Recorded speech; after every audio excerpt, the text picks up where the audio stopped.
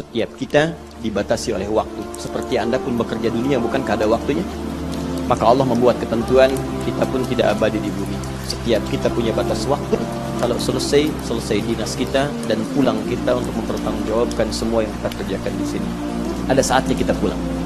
Nah teman-teman, ternyata sudah tahu akan pulang pun masih ada yang tidak memanfaatkan waktu dengan baik. Tanyakan pada setiap manusia ya. Dimulai dengan diri kita. Kita manusia kan? Tanyakan pada diri kita. Anda wafat tidak? Anda pulang tidak? Kalau sadar pulang, maka cari bekal yang baik. Kata Allah, setiap kita akan wafat. Kullu nafsin dha'iqatul maut. Setiap yang punya jiwa meninggal. Jadi aneh manusia itu. Sudah tahu akan meninggal, tahu ada surga, ada neraka, tahu ada kenikmatan kubur, ada siksa kubur. Kamu masih main-main juga. Anda menyiapkan apa gitu?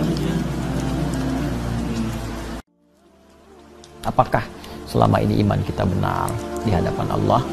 Apakah sudah siap saat kita akan kembali kepada Allah? Jangan-jangan banyak orang dengan situasi saat ini takut corona, tapi tidak takut kepada Allah. Itu yang bahaya. Takut mati, takut wafat, tapi tidak takut dengan apa yang terjadi setelah kematian. Punya persiapan nggak? Ya.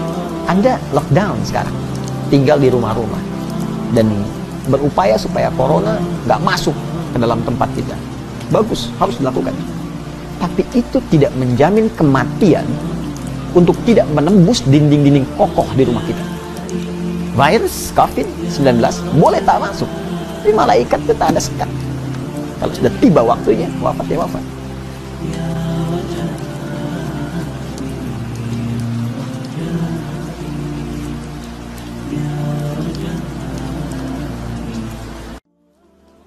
Jadi rumus pertama, ketika Anda diuji dengan musibah, supaya nyaman menerimanya, rasakan semua nikmat terkait musibah itu punya Allah, bukan punya kita.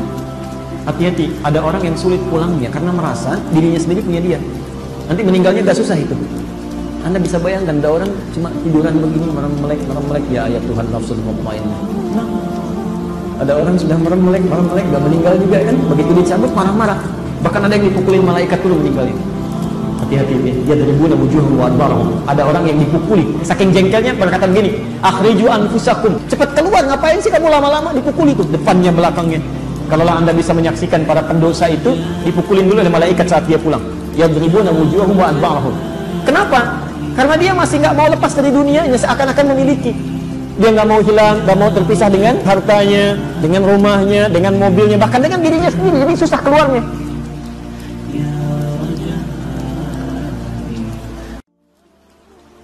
Ramadan menurunkan ampunan dari semua dosa. Bayangkan Anda tuh dosanya sebanyak apa sampai malam ini. Saya cuma pengen Anda ingat ya, dosa pada ibu Anda itu berapa banyak? Dosa pada ayah Anda. Silahkan cek. Berapa dosa yang pernah dikumpulkan? Belum kalau ingat lagi sedikit-sedikit. Mata, berapa banyak dosanya? Berapa kali Anda menangisi mata yang pernah berbuat dosa dalam sehari? Berapa kali Anda pernah menangisi lisan Anda yang berbuat seperti itu? Berapa kali Anda menangisi kaki Anda yang bermaksiat saat di malam hari? Bermaksiat di sore hari, bermaksiat di siang hari. Berapa kali Anda pernah merenungi diri Anda? Sedangkan Anda menginginkan surga. Demi Allah saya katakan, ada peluang bagi Anda untuk mendapatkan semua ampunan yang dirindukan itu. Coba dah ingat-ingat Nabi Adam alaihissalam. Cuman sedikit, nyicipin sebagai contoh, nyicipin buah kulis sedikit keluar dari surga. Kita ngaku dosa banyak, pengen masuk. Bagaimana kemudian cara menyelesaikannya? Allah turunkan ini Ramadan untuk mengampuni dosa. Antum nggak puasa juga. Jadi Allah tuh perlu bagaimana lagi mengampuni dosa Anda? Saya aneh, antum ini tahu mau meninggal, tapi nyarinya dunia melulu. Katanya yakin akan meninggal, yakin akan dihisab. Persiapannya apa? Kalau malam ini wafat, apa persiapannya? Dan kita kan nggak tahu kapan wafat. Coba sebelum tidur tuh merenung sejenak ya. Kalau saya malam ini wafat, bagaimana status saya di hadapan Allah? Sholat saya dari sekian banyak diterima enggak? Amalan saya berapa yang diterima? Berapa yang ikhlas? Berapa yang sering dibincangkan pada orang? Berapa yang pengen dipuji? Dan Anda masih merasa aman dengan hisab yaumul qiyamah? Itu ada anak-anak Anda, ada bapak, ada ibu. Apa enggak terbayang satu saat ketika Anda berpisah dan mendengar teriakan anak Anda yang Anda sekarang pangku-pangku? Yauma yafirrul mar'u wa ummihi wa abihi. Ibu berpisah dengan anaknya, suami dengan istrinya. Dia berharap pengen selamat sendiri, sementara ketika dia mau selamat, anaknya teriak, "Papa, panas, Pak, panas, panas." Anda bisa apa saat ini? Anda merasa aman sampai malam ini? Saya ada kisah begini. Saya sampaikan di malam Jumat itu dalam kajian AKS, bahwa kita tidak tahu kapan kita pulang. Boleh jadi malam ini ada di antara kita yang pulang, tapi setidaknya kita pulang dalam keadaan sedang beramal saleh. Malam itu dia kembali di perjalanan dengan menggunakan motornya, dan manusia mengatakan dia mengalami kecelakaan.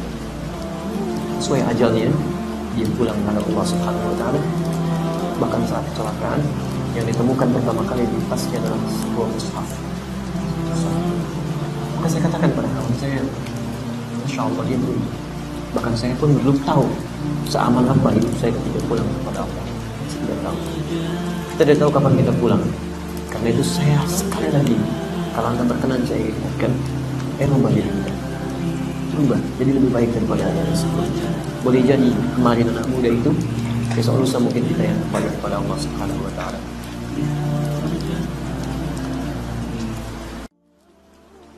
Kenapa disebut amal? Karena semua yang kita kerjakan akan dipertanggungjawabkan di hadapan Allah Subhanahu wa Ta'ala. Mumpung masih hidup, tutup yang salah dengan yang soleh, karena semua itu akan ditampakkan. Anda silahkan sekarang punya pilihan. Berbuat soleh, silahkan. Salah, pilihan. Tapi ada resikonya. Satu saat akan ditampakkan di hadapan Allah Subhanahu wa Ta'ala. Ayo silahkan.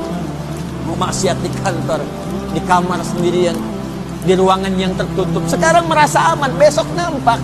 Sekarang yang tahu cuman Anda, besok dibuka, semuka langit dan bumi akan mengetahui perbuatan Anda. Anda nggak percaya urusan Anda sekarang, besok tampak. Apa yang Anda kerjakan maksiat diam-diam itu. Karena itu sebelum itu ditampakkan, edit dari sekarang film kita nanti. Dengan taubat, minta kepada Allah dihapuskan itu. Bagaimana caranya? Kembali kepada Allah dalam kebaikan.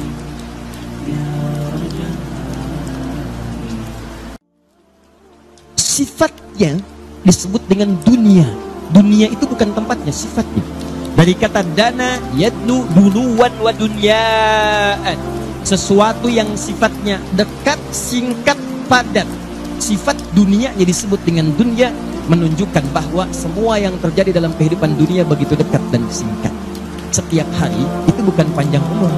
Awas hati-hati, tapi lebih mendekatkan Anda pada kehidupan berikutnya. Jadi kalau Anda sudah meninggalkan hari yang berganti kemarin, kenapa disebut dengan dunia? Karena hari berikutnya mendekatkan Anda pada tujuan berikutnya. Sifatnya disebut dengan dunia, sesuatu yang singkat. Makanya semua yang terjadi di bumi yang kita lalui seakan-akan singkat. Kayaknya baru kemarin dibikin flyer, sekarang sudah ketemu. Kayaknya baru kemarin Anda sekolah, sekarang sudah berumah tangga. Di semua yang kita kerjakan kayaknya baru kemarin, itulah dunia. Jadi kalau ada yang mengira hidup di dunia itu selamanya, maka dia sedang bermimpi dan harus dibangunkan dari mimpinya. La yukallifullahu nafsan illa wus'aha. Yakinkan pada diri kita bahwa ujian ini tidak akan pernah dititipkan oleh Allah kepada pemiliknya kecuali dia yakin untuk mengatasinya. Hadirkan suasana di dalam hati bahwa Allah tidak mungkin menitipkan ujian ini kecuali kita sanggup. Saya titipkan kepada kamu ujian ini karena memang cuma kamu yang bisa, yang lain nggak bisa. Yang lain nggak bisa nanggung, cuma kamu. Kata Allah, cuma kamu yang bisa, yang lain nggak bisa. Karena itu saya titipkan pada kamu. Karena itu ketika Anda mendapatkan persoalan, apakah itu sakit, apakah itu kehilangan sesuatu, apakah itu kegelisahan, tanamkan dalam diri kita, memang kita yang dipercaya oleh Allah saat ini. Dan buktikan kepada Allah bahwa layak kita untuk diamanahi itu. Tidak sebaliknya. Jangan tanyakan, ya Allah, why? Kata Allah, why not? Kenapa tidak? Cuma kamu yang bisa.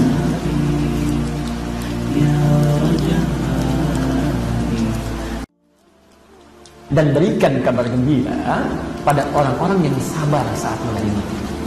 Kata Allah, berikan kabar gembira. Jadi ada orang yang gembira saat menerima masalah. Wah, motor bapak dicuri. Cari dulu, nggak ketemu, sudah selesai. Sendal hilang, keluar dari masjid biasa aja. Cari dulu, nggak ketemu, sudah. Dapat masalah malah gembira. Bagaimana dia bisa gembira? Dia punya sifat sabar. Yang punya ujian, yang menguji kita. Yang punya masalahnya, yang punya solusinya. Bahkan yang punya kita sendiri pun saat kita diwafatkan, yang punya Allah. Tadi kan kita katakan, jangankan benda-benda biasa, diri kita aja punya Allah. Jadi yang punya sendal siapa? Yang punya mobil? Jadi kalau Allah sudah mau ngambil, ya terserah Allah. Kita coba dititipi saja kan. Saat Anda mengucapkan inna lillah, maka kalimat itu menyadarkan, hei, yang punya bukan kamu, yang punya Allah.